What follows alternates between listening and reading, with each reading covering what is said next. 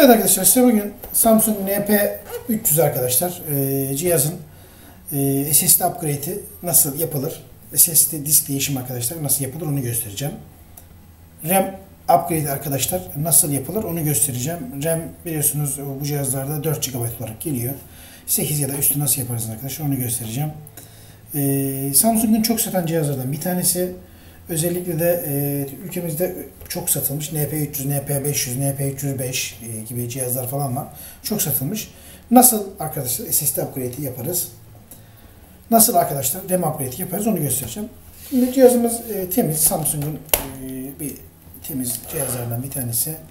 Biraz kullanılmış bir cihaz. Nasıl yapacağız arkadaşlar? Şöyle yapacağız. Arka tarafında şöyle bir kapağımız var. Bakın şu kapak L şeklinde olan. Bunu arkadaşlar sökeceğiz. Söktükten sonra bunu arkadaşlar aşağı doğru çekeceğiz ve yerinden çıkartacağız. Şöyle yapalım isterseniz, şunu bir yaklaştırayım. Tam bir netleşsin. Cihazımız şurada bir vidamız var arkadaşlar. Bunu sökeceğiz. Bunu söktükten sonra bu kapağı aşağı doğru çekeceğiz arkadaşlar. Çektikten sonra cihazımız RAM'lerimiz ve diskimiz önümüze gelecek. Onlar arkadaşlar istediğimiz gibi değiştireceğiz. Şöyle şuradaki vidayı söküyorum. Bakın bu şekilde. Bunu yaptıktan sonra aşağı doğru çekiyorum. Bakın çektim. Kapağımızı söktük arkadaşlar. RAM'imiz burada. Yeni takmak istediğimiz RAM'ler arkadaşlar buraya takacağız. Nasıl çıkartacağız? Şöyle iki taraftan sağa diye dışa doğru itiyorsunuz arkadaşlar. Bu şekilde RAM'imizi çıkardık. Şimdi RAM'imiz iki tane RAM takacağım ben ona. Şu şekilde şöyle göstereyim ben size.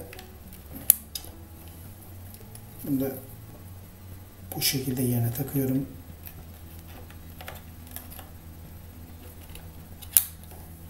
RAM'lerimizin yerine taktık. İşlemimiz bitti arkadaşlar. RAM upgrade'imiz bu kadar basit. Çok fazla cihazı sökmenize gerek yok. Mantıklı yapılmış. En azından tüm her şeye ulaşabilmek açısından mantıklı yapılmış. Bundan sonra diskimiz burada. Normal disk bir eski mekanik diskimiz var. Bunun yerine SSD takacağız arkadaşlar. Nasıl yapacağız bunu? Şurada 4 tane vidamız var. Bir de şurada bir tane vidamız arkadaşlar. Dikkat edin, şuradaki vida farklı. Bir de şuradaki vidalar var arkadaşlar. Bunları söküyoruz şu şekilde. Çıkardım.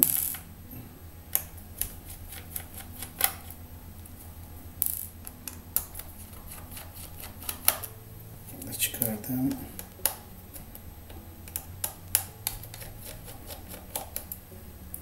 Dört vidamızı da çıkardık. Şöyle yukarı doğru çekiyorum buradan. Diskimizi aldım.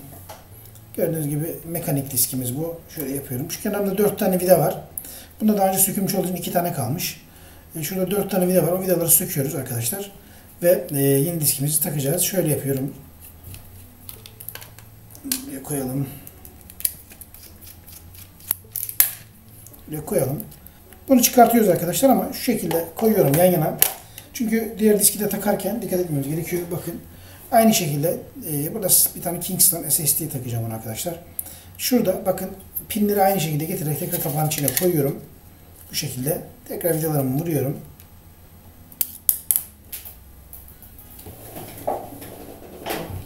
Vidamızı düşürdük, aldık.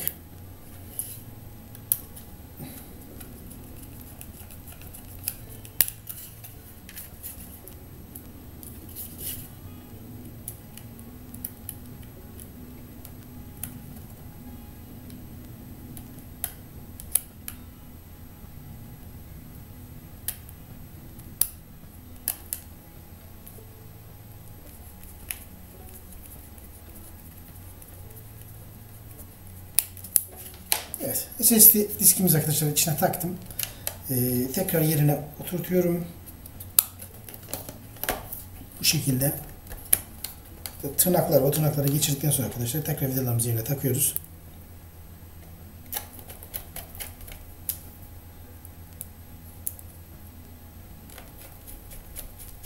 Vidalarımızı da vuralım.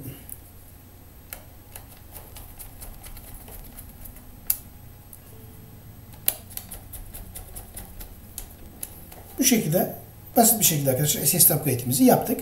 Tekrar kapağımızı yerine takıp işlemimizi bitireceğiz. Takıyorum, tekrar yukarı doğru itiyorum. Şöyle yukarı doğru ittim. Buradan çıkardığımız vidamızı, tek vidamızı tekrar yerine takıyorum. Bu kadar arkadaşlar.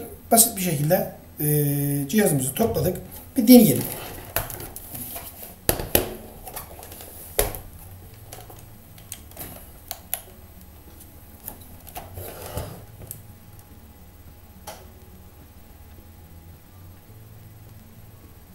Evet. Cihazımız açıldı.